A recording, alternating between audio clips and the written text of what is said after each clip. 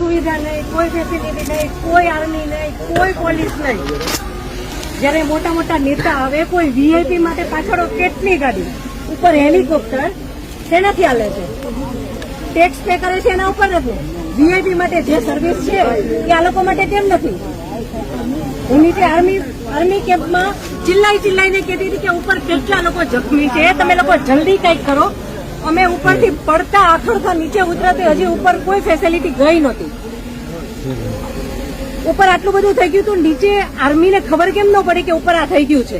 આતંકવાદી અમારી સામે આવીને ગોળી મારી જાય છે, હિન્દુ મુસલમાનને અલગ કરીને હિન્દુના બધા ભાઈઓને ગોળી મારી છે. તો આપણી આર્મી કરે છે શું?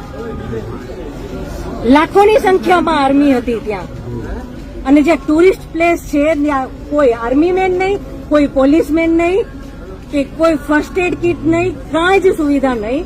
એમાંથી એક આર્મી મેન એવું કહે છે કે તમે લોકો ઉપર ફરવા શું કામ જાઓ છો? હવે તમે મને એ વાતનો જવાબ દો. જો આ રીતનું હતું તો તમે અમને જવાબ શું કામ દો છો? નહીં, હવે મારા ઘરનો સ્તંભ વયો ગયો છે. હવે તમે મને પાછો આપો, મારે બીજું કઈ ન જોઈએ. આજ પછી કોઈ દિવસ કોઈ વોટ જ નહીં કરતા. જો આપણી ગવર્મેન્ટને પોતાની જ સુવિધા રાખવી છે, તમારા પાછળ કેટલા વીઆઈપી હોય છે, કેટલી ગાડીઓ હોય છે, તમારો જીવ છે. આ ટેક્સ પે કરે છે એનો જીવ નથી. આ છોકરાઓનું શું, આનું ભવિષ્ય શું? આને ડોક્ટર બનાવી છે, આને એન્જિનિયર બનાવો છો, હું કઈ રીતે બનાવીશ? નહીં, મને ન્યાય જોઈએ. મારા છોકરાનું ફ્યુચર ખરાબ ન થવું જોઈએ. આટલા વર્ષની સર્વિસમાં એને ટેક્સ તમે કટ કરીને તમે સેલરી આપો છો ને, અને ઉપર જતા અમે કઈ પણ વસ્તુ ખરીદીએ છીએ, ક્યાંય જઈએ છીએ, ફરીથી ટેક્સ, ટોલ ટેક્સ, બધા ટેક્સ તમે અમારી પાસેથી લ્યો છો. તો મારા ઘરવાળાને જયારે જરૂર હતી ત્યારે કોઈ ફેસિલિટી નથી મળી. મને એનો ન્યાય જોઈએ. તમે લોકો અહીંયા જ રહ્યો, તમે કહો મને કે તમે શું કરશો એના માટે. આ એક નહીં, આના જેવા જેટલા ભાઈઓ બધા નિર્દોષ હતા, બધાને આવડા છોકરા હતા.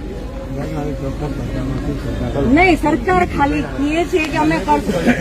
આ બધું બની ગયું, આ બધાને હોસ્પિટલ ખબર નહીં શું ફેસિલિટી મળી ન મળી. બીજે દિવસે આટલો કરફ્યુ, આટલી રોડ બંધ, રોડ ઉપર 100-200 જ્યાં જોઈને ઢગલા. નહીં સર, નહીં, સાંભળો, તમારે સાંભળવું પડશે. જયારે બધું પતી જાય પછી આપણી ગવર્મેન્ટ આવીને ફોટા પાડે છે કે અમે આર્મી ઓફિસર અહીંયા હતા, પોલીસ અહીંયા હતા, નેતા આવ્યા છે. પછી શું કામનું? અને આર્મી ઓફિસર એવું કેમ બોલી શકે કે તમે લોકો ઉપર જાઓ છો શું કામ ફરવા? અને ત્યાં એક બોલ્યો તો બાકીના બધા સાંભળતા હતા, તો કોઈ કઈ ત્યારે કેમ ન બોલ્યું? અમે ત્યારે એમ બોલ્યા કે આર્મી મુર્દાબાદ, કે આર્મી હાય હાય, તો અમને પકડીને કેમ અંદર ફેંકી દે છે?